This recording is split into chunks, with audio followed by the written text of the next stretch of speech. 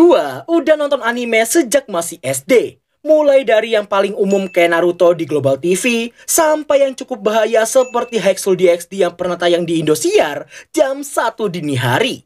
Dari sekian banyaknya anime yang udah gua tonton, kayaknya nih ya, anime yang akan gua bawakan hari ini akan jadi yang pertama yang bikin gua bikin gua tercengang. Di-push dulu tombol subrek, like, dan aktifin lonceng notifikasi di bawah. Oke ya, siap ya. So, silakan cari spot nonton dulu, jauhkan dari orang tua dan sanak keluarga kalian yang masih di bawah umur. Mohon segera tinggalkan video ini segera. Buat yang stay, siapkan tisu untuk mengelap air mata kalian dong tentunya. Tanpa berlama-lama lagi, mari kita mulai. Haite Kudasai Takamine-san episode pertama. 3, 2, 1, fire! Furnace, furnace, furnace, furnace, furnace, furnace, go! Go! Furnace, furnace, furnace, furnace, on a little flame!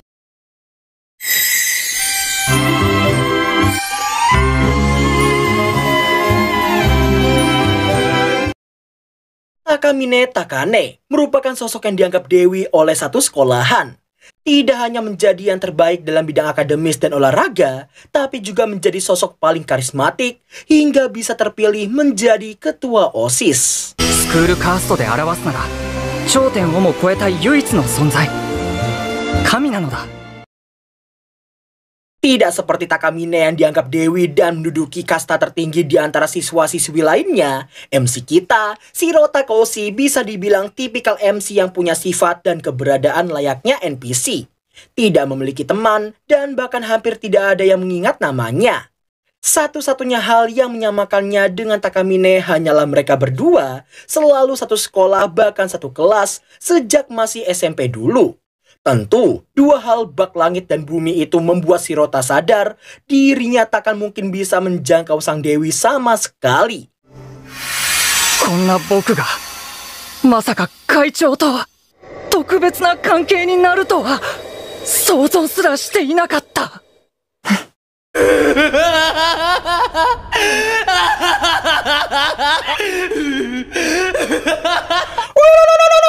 Ini dia.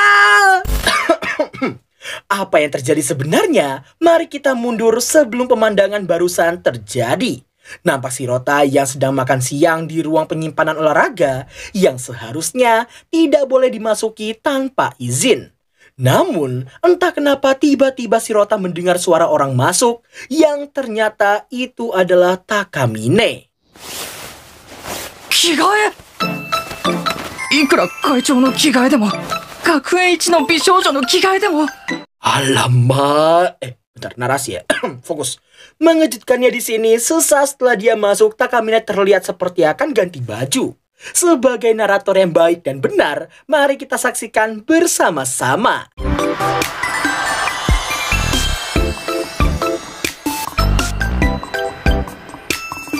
Iyo, alamak!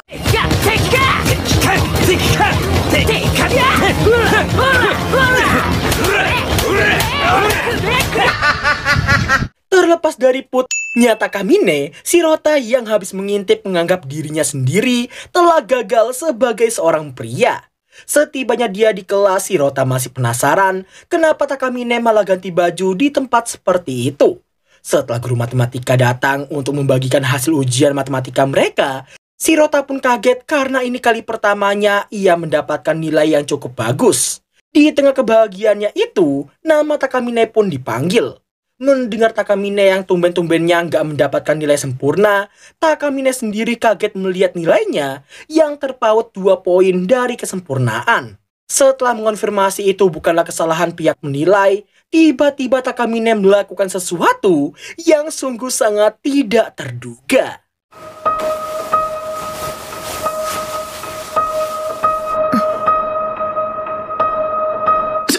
尻会長のお尻柔らかそう。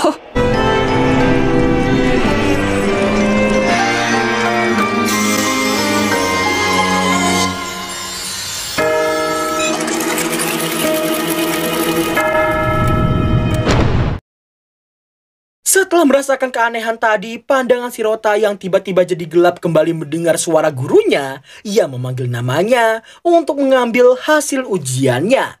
Loh ya jelas dia kaget banget dong ya, karena apa yang terjadi barusan sudah seperti deja vu. Tak berhenti sampai sana aja, keanehan utamanya terletak pada momen Takamine yang mengambil hasil ujiannya. 次はさすがだな高峰今回も満点だ Demi menjawab rasa penasarannya sejak tadi, Shirota memutuskan untuk mendatangi Takamine di ruang OSIS. はい。失礼します。あら。白田くん、何かご用？ Meski sadar ucapannya habis ini akan terdengar sangat aneh, namun Shirota tetap memberitahukan bahwa dirinya seperti melihat Takamine yang mendapatkan nilai 98 dan bukannya nilai 100. Tanpa rasa terkejut, Takamine justru menanyakan apakah dirinya telah memberitahu orang lain tentang hal tersebut. Ia sendiri tak menyangka akan ada orang yang mengawasinya. Sembari terus memojokkan Shirota, apa yang mau dibahasnya bukanlah soal nilai ujian tadi, melainkan satu hal yang sangat tidak disangka-sangka oleh Shirota. 見たんでしょ？私の胸を体育用具室で。 Iya, rupa-rupanya Takamine bisa tahu bahwa Shirota telah mengintipnya sewaktu di ruang penyimpanan tadi. Mengira dia akan marah besar, namun tak disangka-sangka Takamine malah mengajaknya untuk berbicara secara konstruktif. Nah, di saat Shirota yang nampak diberikan segelas air, dirinya takut perbuatannya mengintip Takamine tadi akan membuatnya dikeluarkan dari sekolah. ごめん、かからなかった？ Sesaat setelah menghindari tumpahan air barusan, Takamine merasa ini kesempatan yang bagus untuk menunjukkan sesuatu. Shirota pun diminta untuk memperhatikannya dengan baik. Nani yo?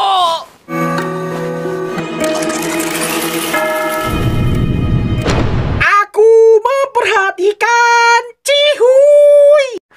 Lagi-lagi Shirota mengalami hal aneh. Tapi lebih anehnya lagi, kini Takamine terlihat sangat basah akibat tumpahan airnya si Shirota tadi. Tanpa menjelaskan apapun, Takamine cuma memintanya untuk membantu mengelap bajunya yang basah. 重点的に拭いて。なんだこれ。今日僕は死ぬのか？ Di tengah mengelap, Takamine menanyakan apakah Shirota tidak menyadari sesuatu selain tubuhnya yang basah. Shirota yang gelagapan gak fokus pun diberitahu oleh Takamine di saat itu juga. ほら。この感触ならわかるでしょ？柔らかいです。不正解。 Bertanah Shirota Junior. Takamine pun mewajarkan Shirota yang seperti itu. Karena apa yang sedang dirabanya tadi adalah milik gadis tercantik di sekolahnya. Dirinya pun menjelaskan bahwa selain basah, bra yang dipakainya juga menghilang. Dengan kata lain, inilah kekuatan seorang Takamine Takane. 未だ汚れ知らぬ乙女。エターナルバージンロード。下着を脱ぐとしたことをなかったことにできるの。見せた通りよ。ブラを脱いだことで水を避けなかったことにしたの。 Penjelasan simpelnya, kekuatan Takamine berhubungan dengan butterfly effect, di mana itu adalah istilah yang digunakan untuk menggambarkan sebuah perubahan kecil dari satu titik yang nantinya bisa berdampak sangat besar. Sama seperti tumpahan air tadi, di garis waktu A Takamine bisa menghindarinya. Namun setelah beranya dilepas, garis waktu tersebut tidak pernah ada. Dan hanya ada Takamine yang terkena tumpahan air saja. Meski tak berucap apapun, Takamine seolah tahu Shirota ingin menanyakan kemana perginya beranya tadi dan kenapa hanya dirinya seorang yang bisa mengingat semuanya.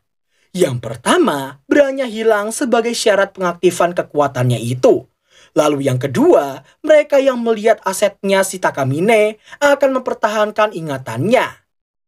Pause sebentar, sedikit spoiler aja buat kalian. Di manga, sejauh ini belum ada yang melihat asetnya Takamine selain MC kita. Selain dua pertanyaan tadi, Takamine juga akan menjelaskan alasan dia bisa memiliki kemampuan tersebut, di mana ia merasa itu adalah bukti bahwa hanya dirinya seorang yang pantas menyandang gelar nomor 1. あらゆる面で一番。そうでしょ。当然一番のためなら努力は怠らないわ。 Terlepas dari itu semua, meski Takamine bisa menggunakan kekuatannya semaunya, namun kerja keras tetap menjadi yang utama. Kesalahan kecil saja akan merusak garis tersebut. 人生9割5分ミスのような白田君には想像できないでしょうけど。 Singkat cerita, setelah menjelaskan kekuatan anehnya itu muncul saat dia kalah lomba lari waktu SD dulu, yang katanya diakibatkan oleh bento kadaluarsa yang tak sengaja dimakannya. Alhasil, saat itu dia sangat kesal dan mengompol di tempat. Ambisi akan kemenangan yang begitu kuat membuatnya melepas CD-nya dan entah bagaimana, tiba-tiba dia bisa menjadi juara 1. Dan itu adalah hasil dari pengulangan waktu di mana Takamine tidak memakan bento kadaluarsa. 一番であるにふさわしい私が常に一番であり続けるため必然的に発言したのよ。わかったかしら？いや、やっぱ全然わからない。 Jangankan si Rota, gua yang jadi narator aja bingung sumpah dengernya. Setelahnya, Takamine menjelaskan alasannya memberitahukan semua itu pada si Rota. Simpelnya, itu ada hubungannya dengan pakaian dalamnya yang hilang setiap kali dia menggunakan kekuatannya. Artinya, Takamine perlu mengganti pakaian dalam tiap kali itu menghilang. Resiko utama dari tindakannya tersebut ialah seseorang mungkin aja akan mengintipnya. そこで提案よ。私のクローゼットになりなさい。 Aku juga mau. Aku aja. Tidak hanya membawa pakaian dalamnya, si Rota juga harus selalu ada di sampingnya, kapanpun dan dimanapun. Berhubung hanya si Rota yang mengetahui kekuatannya, maka dari itu hanya dirinya seorang yang bisa melakukannya. 僕に一切メリットないし。ワンオブセムで存在価値の乏しいあなたが私のクローゼットというオンリーワンになれるのよ。光栄でしょ？善意で言ってるんですかそれ。 Mengetahui betapa sablengnya sosok primadona sekolahnya, si Rota menolak dan memutuskan untuk pulang. Di tengah Takamine yang terkejut karena mendapat penolakan bahkan dibentak olehnya, sayangnya keputusan si Rota akan sangat membahayakan dirinya sendiri. 大丈夫これ。 Setelah tak sengaja menimpanya, Takamine sadar cara memintanya tadi adalah sebuah kesalahan. Tapi, bukannya sadar atau membatalkan permintaannya, Takamine justru membiarkan si Rota menggenggam melonnya.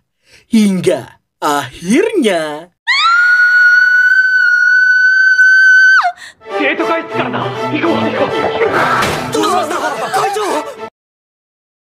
Singkat waktu, setelah si Rota ditahan oleh banyak orang dan polisi akan dipanggil untuk menangkapnya atas tuduhan pemerkosaan, ia baru sadar bahwa Takamine telah menjebak dirinya.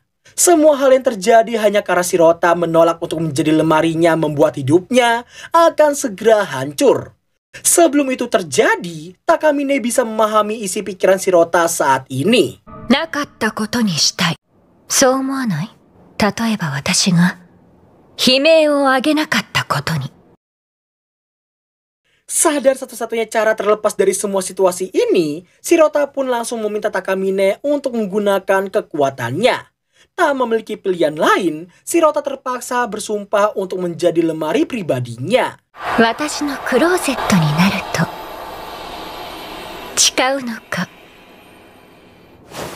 はい。 Dan begitulah bagaimana seorang Shirota Koshi menjadi lemari pribadi dari sang primadona sekolahnya. Tanpa bisa mengatai atau menyindir tuannya, Shirota hanya bisa pasrah agar garis waktu di mana dirinya tertangkap tidak terjadi padanya. Takamine kemudian memberi Shirota tugas pertamanya sebagai lemari pribadinya. Dan perintahnya tentu memasangkannya sebuah CD. Dan seperti yang telah dijelaskan tadi, tiap kali Takamine menggunakan kekuatannya, pakaian dalam yang dilepasnya akan menghilang. Setelah terus mendapatkan desakan, pada akhirnya Shirota hanya bisa menurutinya saja. Onegai.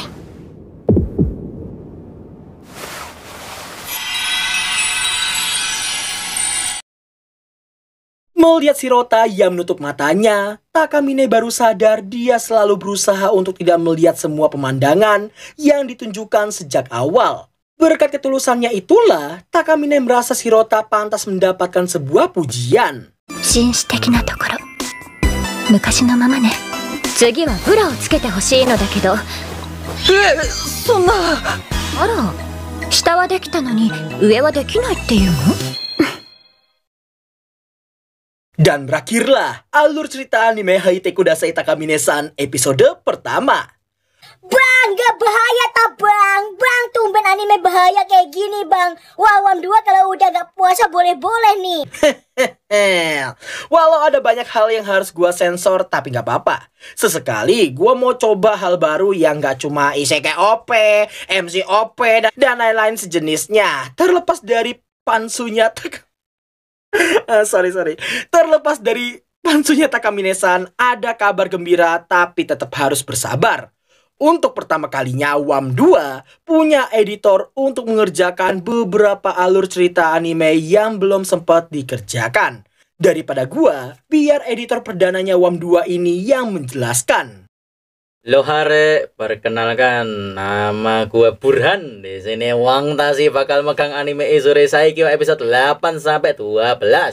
Sentai Red episode 7 sampai 12 sama Sakamoto Days episode 4 sampai 11.